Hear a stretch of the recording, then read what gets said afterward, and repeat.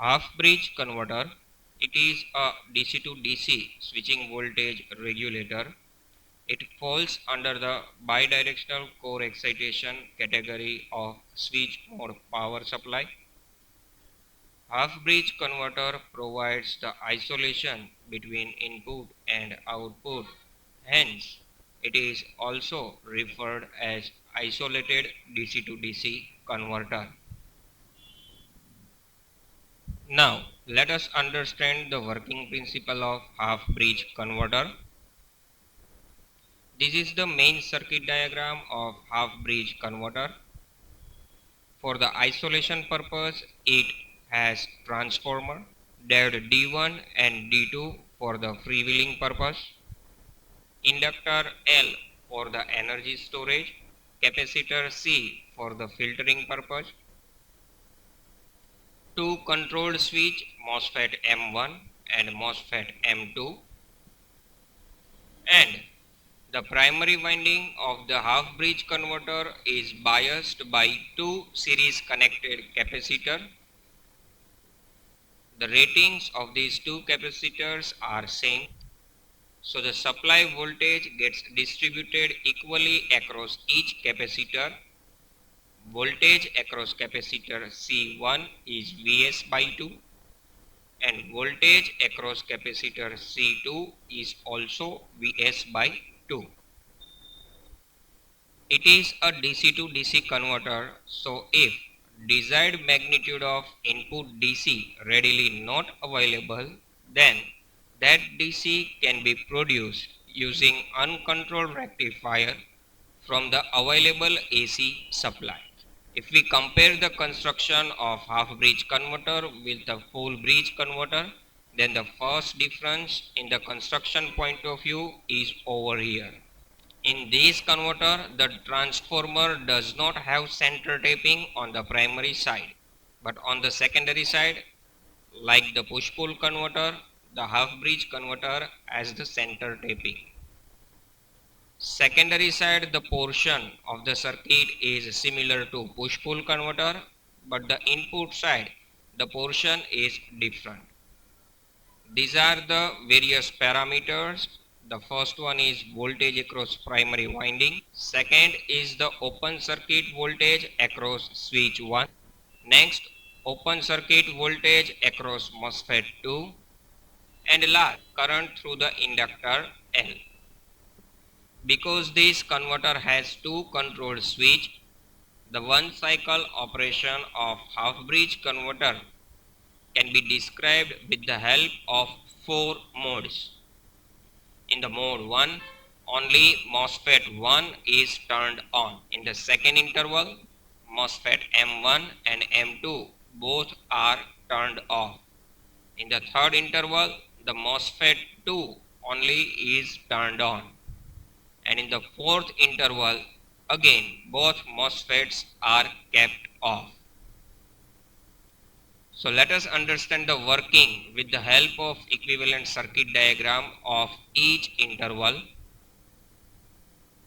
The mode 1 operation begins when the MOSFET M1 is turned on.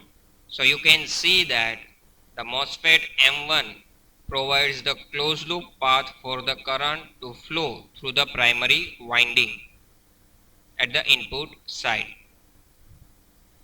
The dot end terminal of the primary winding gets connected to this positive plate of the capacitor, and another terminal of the primary winding gets connected to the negative plate of the capacitor C1. So the voltage appears across the primary winding during the interval 1 is equal to Vs divided by 2. The same polarities get reflected on the secondary side, and because of that, diode D1 comes into the forward bias condition and it takes part into the mode 1 operation. On the secondary side, the current flows through the diode, it passes through the inductor, it flows through the load, and this is how the closed loop path is created on the secondary side. During the first interval, the inductor stores the energy from the supply, so the current through inductor gradually increases from minimum value towards the maximum value.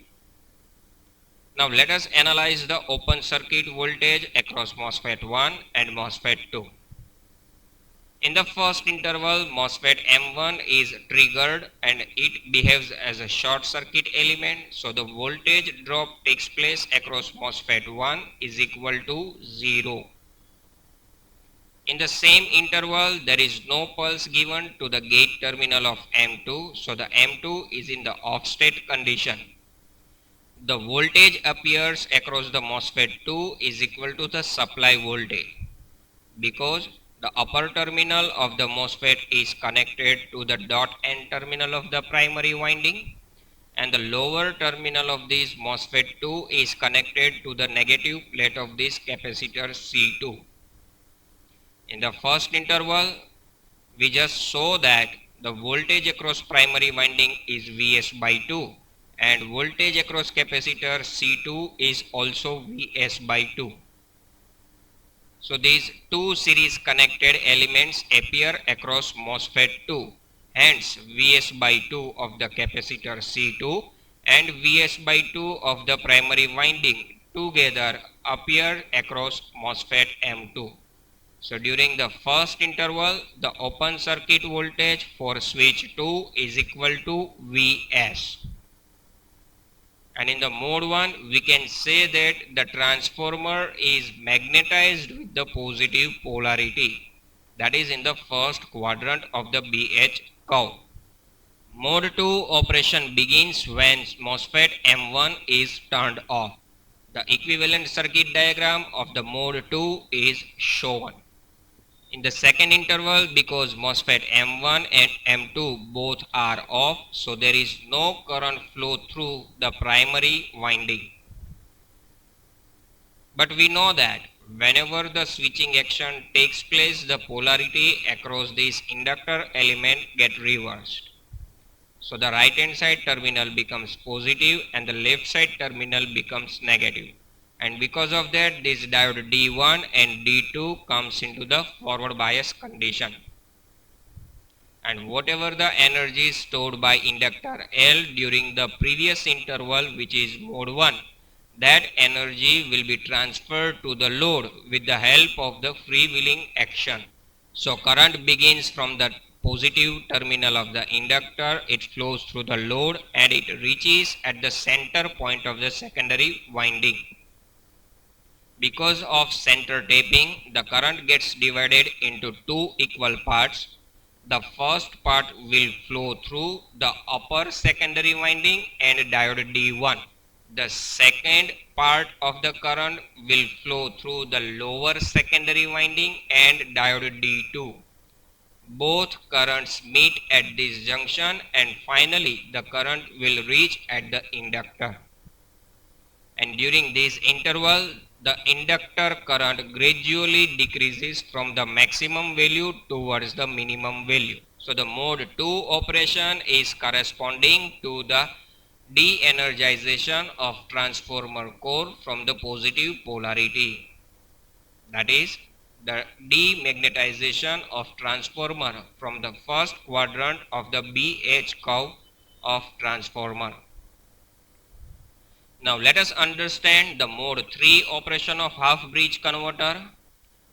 In mode 3, the MOSFET M2 is triggered by applying the gate pulse to the MOSFET 2 and MOSFET M1 is kept off.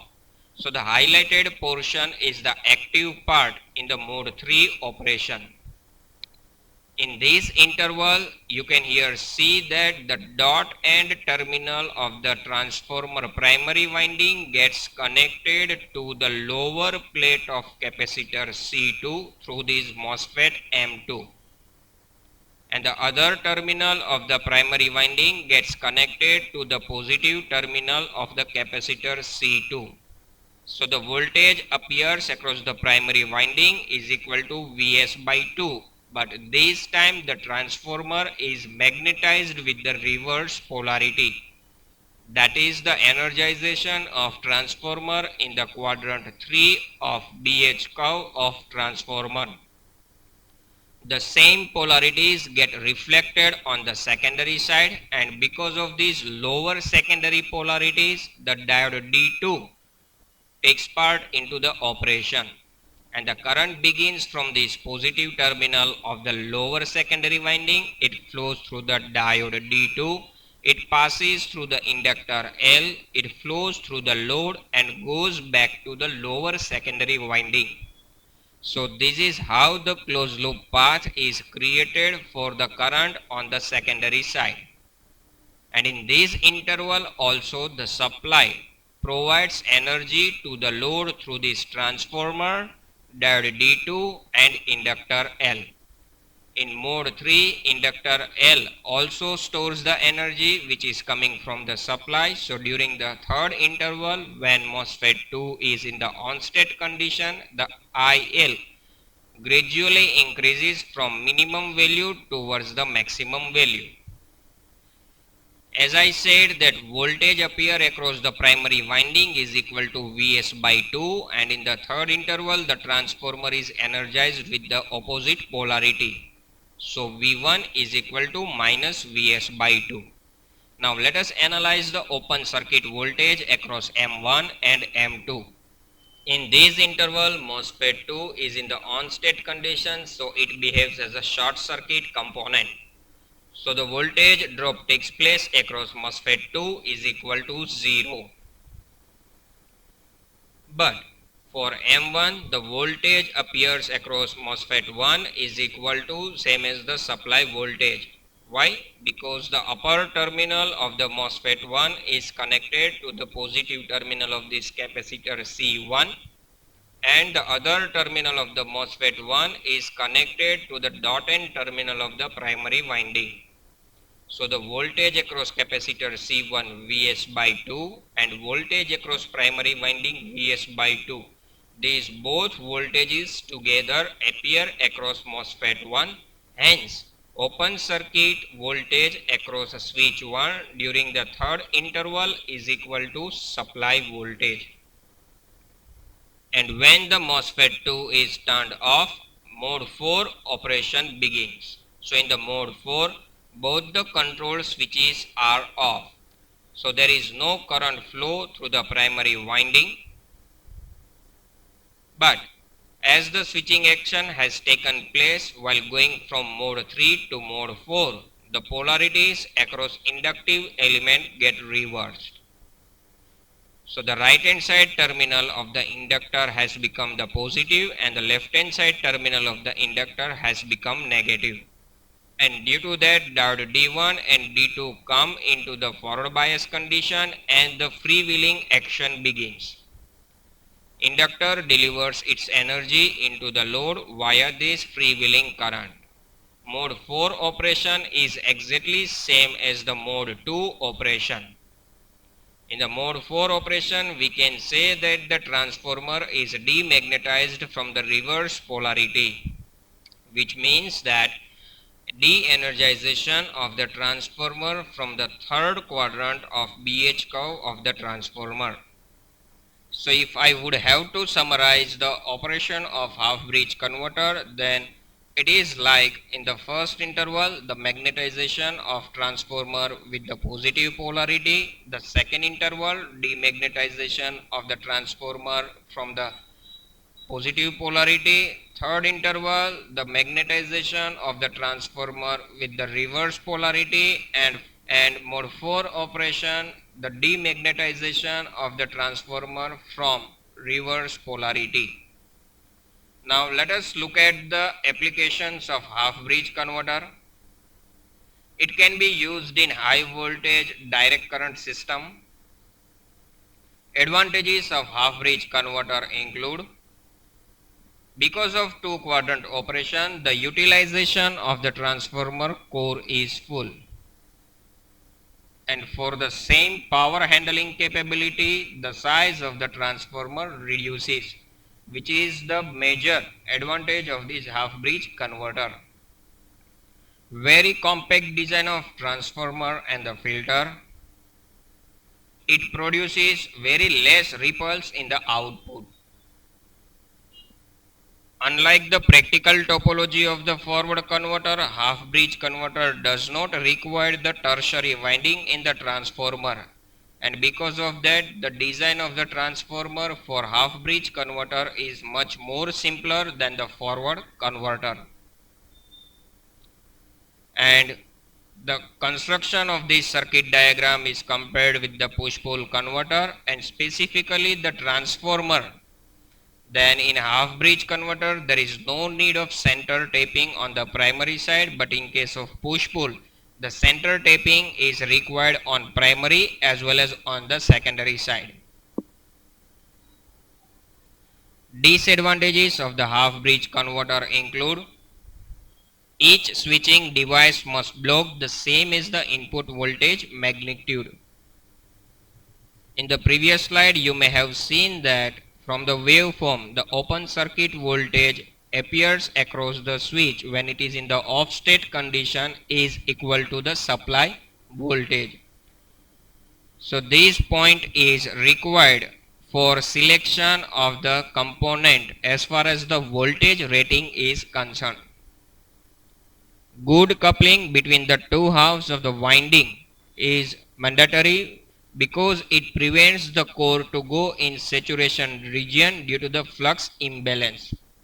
That means one has to take care about the proper center tapping of the transformer winding. Otherwise, it may happen that the BH curve may shift more towards either in the first quadrant or in the third quadrant, and the transformer may reach to the saturation region, and thereafter we cannot utilize the property of transformer. So the good coupling is mandatory.